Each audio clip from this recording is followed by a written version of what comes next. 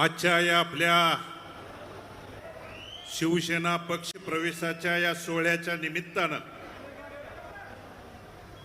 आपल्याला आशीर्वाद देण्यासाठी उपस्थित असलेले महाराष्ट्रातील अनाथांचे नाथ, महाराष्ट्राच्या लाडक्या बहिणीचा अतिशय लाडका भाऊ म्हणून ज्या महाराष्ट्रानं डोक्यावर घेतलेले आपल्या राज्याचे लोकप्रिय उपमुख्यमंत्री आदरणीय एकनाथरावजी शिंदे साहेब, मंचावर उपस्थित नामदार आदरणीय भरतशेठजी गोगावले साहेब, मंचावर उपस्थित नामदार आदरणीय प्रकाशजी आंबेडकर साहेब, मंचावर उपस्थित आपल्या राज्याचे माजी मंत्री मार्गदर्शक आमदार आदरणीय तानाजीराव सावंत सर, मंचावर उपस्थित राज्यसभा नूतन खासदार डॉक्टर आदरणीय ज्योतिताई वाघमारे मॅडम, उपस्थित खासदार आदरणीय धैर्यशील दादा माने, उपस्थित मार्गदर्शक आदरणीय शहाजी बापू पाटील, आदरणीय चंद्रहारजी पाटील, आदरणीय सिद्धारामजी मेहत्रे साहेब, आमदार राजाभाऊजी खरे साहेब, आदरणीय सहकारी मार्गदर्शक अमोल बापू शिंदे, साईनाथ भाऊ अभंगराव, चरणराजजी चौरे, संजय बाबा कोकाटे, शंकरांना धोंडगे, आज या पक्ष प्रवेश सोहळ्याच्या निमित्तानं माझे सहकारी अनिल दादा सावंत, या नगरीच्या नगराध्यक्षा, उपस्थित आपल्यासोबत प्रवेश करणारे सर्व सन्माननीय नगरसेवक, सन्माननीय नगरसेविका, जिल्हा परिषद सदस्य, पंचायत समिती सदस्या, पंढरपूर आणि मंगळवेढा तालुक्यातील तमाम भारत नानांच्या विचारावरती प्रेम करणारे, प्रत्येक गावातील वडीलधारी प्रमुख पदाधिकारी, गावचे सरपंच, आजीमाजी पदाधिकारी, प्रमुख लोक, उपस्थित प्रमुख संस्थांचे पदाधिकारी, सर्व वडीलधारी, उपस्थित मंचावर शिवसेनेचे सन्माननीय सर्व पदाधिकारी, सर्व वडीलधारी, सर्व सन्माननीय पत्रकार बंधू आणि उपस्थित तरुण सहकारी मित्रांनो, आजच्या या पक्ष सोहळ्याच्या निमित्तानं मी आदरणीय शिंदे साहेबांचं मनापासून, अंतकरणापासून या ब्रह्मांड नायक पांडुरंगाच्या नगरीमध्ये त्या ठिकाणी अंतकरणापासून स्वागत करतो. साहेब, 2009ला या मतदारसंघाची पुनर्रचना झाल्यानंतर देवभूमी पंढरपूर आणि संतभूमी मंगळवेढा या दोन्ही नगरीची हा मतदारसंघ झाल्यानंतर 2009, 2014, 2019ला तिन्ही वेळेला माझ्या वडिलांनी, भारत नानांनी या मतदारसंघाचं प्रतिनिधित्व केलं. या भागातल्या शेतकऱ्यांच्या, सर्वसामान्यांच्या, बहुजन समाजाच्या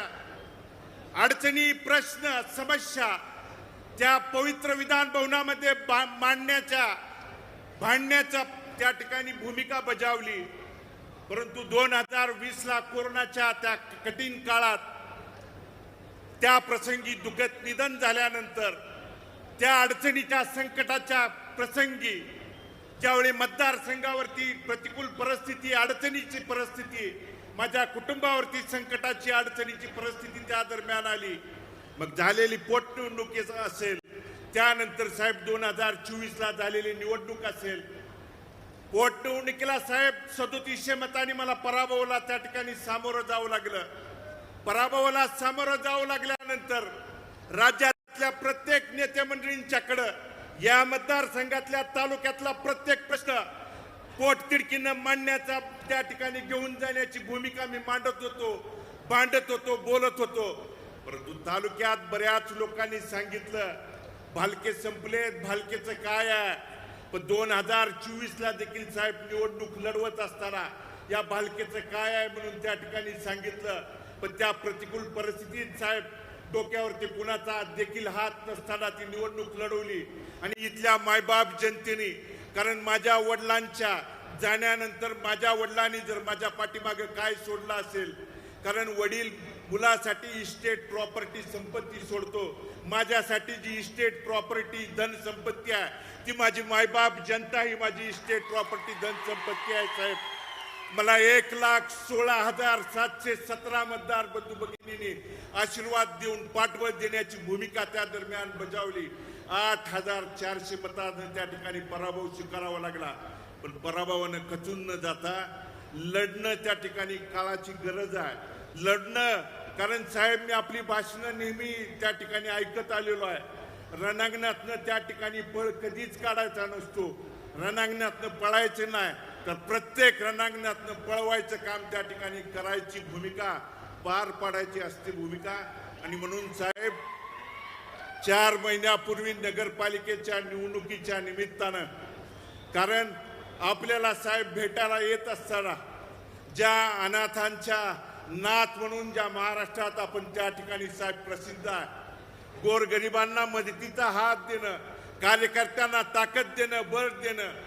कारण या पंढरपूरकरांनी नाही तर संपूर्ण महाराष्ट्राने साहेब बघितलंय. आज आपण मुख्यमंत्री असताना साहेब पंढरपूरकरच नाही तर संपूर्ण महाराष्ट्र बघत होता. आषाढी वारीला साहेब इतिहासात अनेक मुख्यमंत्री साहेब आले, पण आपण एकमेव असे मुख्यमंत्री आहात की आषाढी वारीच्या नियोजनासाठी अगोदर 2-2 दिवस त्या ठिकाणी, मग वाकरीपासून तो मंदिर परिसराचा प्रत्येक भाग ना भाग फिरून, मग पाण्याची परिस्थिती त्या ठिकाणी वारकऱ्यांना आहे का, पिण्याच्या पाण्याची सोय आहे का, त्याला सावली आहे का, त्याला कुठली गैरसोय आहे का, मुतारीची सोय आहे का, ही प्रत्येक गोष्ट बघणारा मुख्यमंत्री पंढरपूरकरांनी आणि महाराष्ट्राने,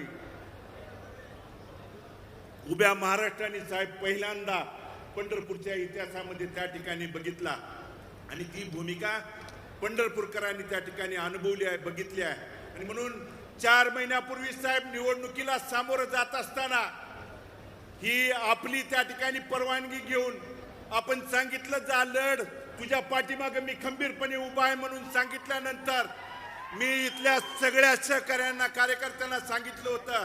की आपण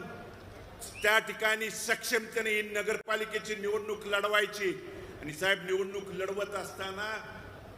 आज जिल्ह्यात अशी परिस्थिती आहे साहेब, आमच्या विरोधात लढत असताना आमदार असतील, राज्याचा त्या ठिकाणी या जिल्ह्याचा पालकमंत्री गणपती मंडळाला आरतीला फिरावं तसं साहेब गल्ली गल्ली बोळाबोळाने त्या ठिकाणी फिरत होता.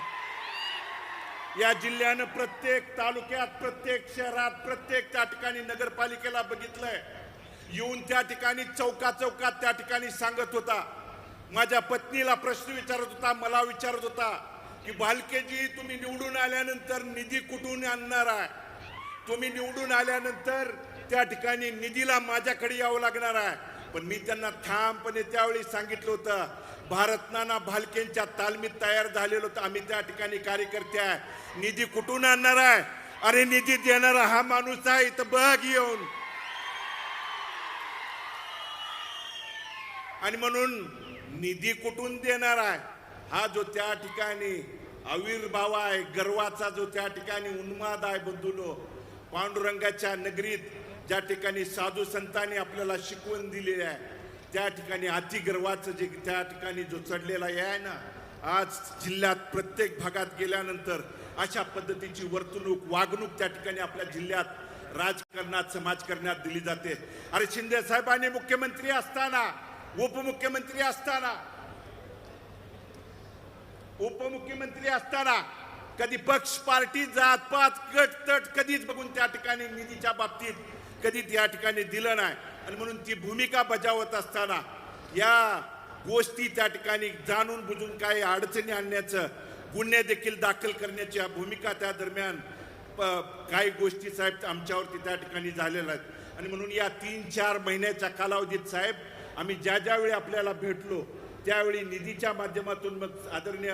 तानाजी सावंत सर असतील यांच्या माध्यमातून मी आपल्याला त्या ठिकाणी भेटलो की पंढरपूर नगर परिषदेच्या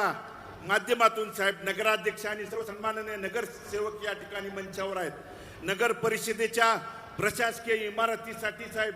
विशिष्ट त्या ठिकाणी वैशिष्ट्यपूर्ण निधीतून 50 कोटीच्या निधीची साहेब त्या ठिकाणी आपल्याला मागणी त्या दरम्यान केलेली आहे। पंढरपूर शहराच्या विकास आराखड्यातल्या रस्ते विकसित करण्यासाठी साहेब आम्ही त्या ठिकाणी 100 कोटीची मागणी आपल्याकडे केलेली आहे साहेब। यशवंतराव चव्हाण तलाव त्या ठिकाणी परिसर विकासासाठीची 30 कोटीची आपल्याकडे निधीची मागणी केलेली आहे। वैशिष्ट्यपूर्ण निधीच्या संदर्भात साहेब कार्तिक वारी, आषाढी वारी आणि इतर त्या ठिकाणी ज्या वाऱ्यांच्यासाठी जो निधी दिला जातोय तो निधी वारी त्या ठिकाणी आषाढी वारीच्या 10-15 दिवस आधी दिला जातो।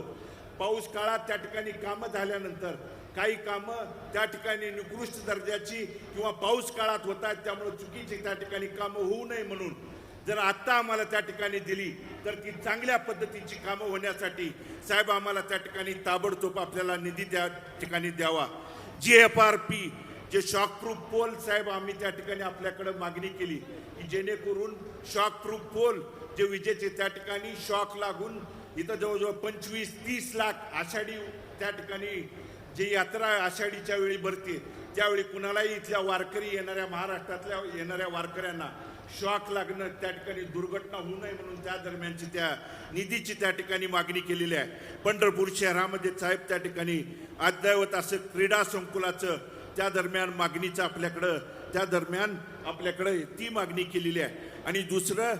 जे संतांची नगरी म्हणून मंगळवेढ्यामध्ये साहेब जी प्रसिद्ध आहे त्या नगरीमध्ये 24 गावच्या उपसा सिंचन बाबतीतल्या योजना आहे आणि जगत ज्योती महात्मा बसवेश्वराच्या स्मारकासाठीचा वर्षानुवर्ष साहेब महात्मा बसवेश्वराच्या स्मारकाच्या बाबतीतला निधी ज्या महात्मा बसवेश्वराने 13 वर्षाचं वास्तव कर्मभूमी म्हणून मंगळवेढ्याच्या नगरीमधून जगाला त्या ठिकाणी समानतेची त्या ठिकाणी संदेश दिला, त्याचं त्या ठिकाणी कुडल संगमच्या धर्तीवरती आपल्या मंगळवेढ्यामध्ये त्या ठिकाणी स्मारक व्हावं यासाठी साहेब त्या ठिकाणी स्मारकाच्या निधीच्या बाबतीत आणि संत चोखामेळा स्मारकाच्या निधीच्या बाबतीत त्या ठिकाणी निधी मिळावा ही विनंती आपल्या माध्यमातून करतो। आणि सन्माननीय आदरणीय आरोग्यमंत्री साहेबांना देखील एक विनंती या दरम्यान करणार आहे की कॉटेजला 200 बेडचं त्या ठिकाणी आपल्याला त्या ठिकाणी घोषणा झालेली आहे, त्या बाबतीत करून जे वाकरी पालखी तळावरती त्या ठिकाणी जे ट्रामा केअर सेंटर साहेब आपण आषाढीच्या वेळी त्या ठिकाणी येऊन पाहणी करून देखील त्या ठिकाणी गेला होता, ते देखील करावं ही मागणीच या दरम्यान करतो। एवढंच विनंती या निमित्तानं करतो आणि मी पुनश्च एकदा आदरणीय साहेबांचं अंतःकरणपूर्वक मी आभार या दरम्यान व्यक्त करतो। आणि साहेब आपण जो आमच्यावरती विश्वास दाखवला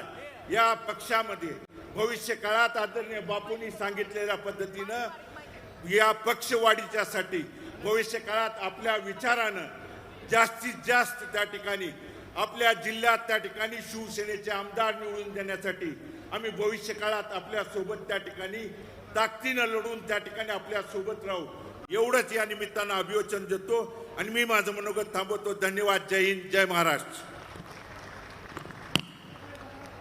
आणि यानंतर आपल्या सर्वांशी संवाद साधतायत ज्यांना ऐकण्यासाठी आपण सर्वजण आतुर आहात असे महाराष्ट्रात राज्याच्या अनाथांचे नाथ, लाडक्या बहिणीचे लाडके भाऊ, राज्याचे लोकप्रिय उपमुख्यमंत्री सन्मानित आमदार एकनाथ भाई शिंदे साहेब, जोरदार टाळ्यांच्या गजरामध्ये आपण त्यांचं स्वागत पुन्हा एकदा करूया।